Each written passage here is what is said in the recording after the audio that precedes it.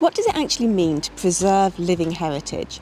That is, practices and traditions that are carried out by people as opposed to buildings or objects. This weekend I visited the Sweeps Festival in Rochester, one of the largest May Day celebrations in the country, and it really brought home to me that very question. Sweeps is a 1980s revival of an original festival that actually died out around 100 years earlier, in which chimney sweeps who had May Day off danced and celebrated down Rochester High Street. These days it involves lots of Morris dancing, other kinds of traditional dancing, folk music, food stalls and the trappings of a standard English fete.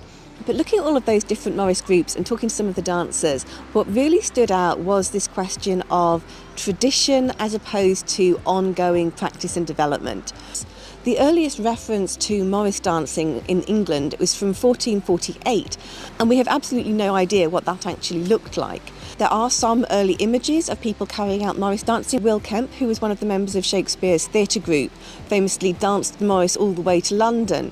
But Morris dancing as we know it developed through the 17th, 18th and early 19th centuries and had really died out by the latter part of the 19th century. It was revived in the very early part of the 20th century when individuals wrote down the very small number of surviving dances. I actually found it really interesting that this festival was taking place in Kent, which doesn't have a surviving Morris tradition of its own. The Jack of the Green and Hoden Horse are known from 19th century accounts, but there's no actual record of dance steps from the county.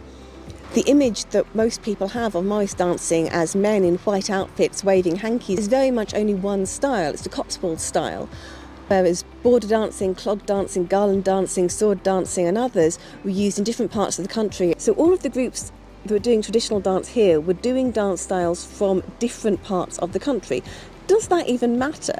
Well, some of the groups that I saw this weekend were very definitely looking to tradition. Others were playing with it, adapting it and giving it new meanings. One gentleman talked about how his team wouldn't have survived if they hadn't allowed women in. There simply weren't enough men wanting to join what had traditionally been a male-only group.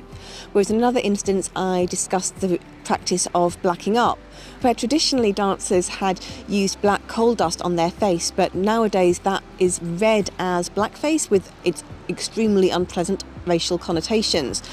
So instead the group was using only partial face covering and bright colours and glitter. These two topics are actually really current within the Morris community. The oldest of the Morris groups only allowed women and mixed teams to join in 2018, and it was in 2020, following the Black Lives Matter movement, that the three Morris associations in the country got together and banned the use of blacking up. And there are undoubtedly some who feel the loss of what they see as traditional. Historical understanding now highlights the fact that women were associated with the Morris right from the start. In fact, William Kemp did dance with two women on his Morris jaunt to London. For a time, Morris dancing was an exclusively male activity.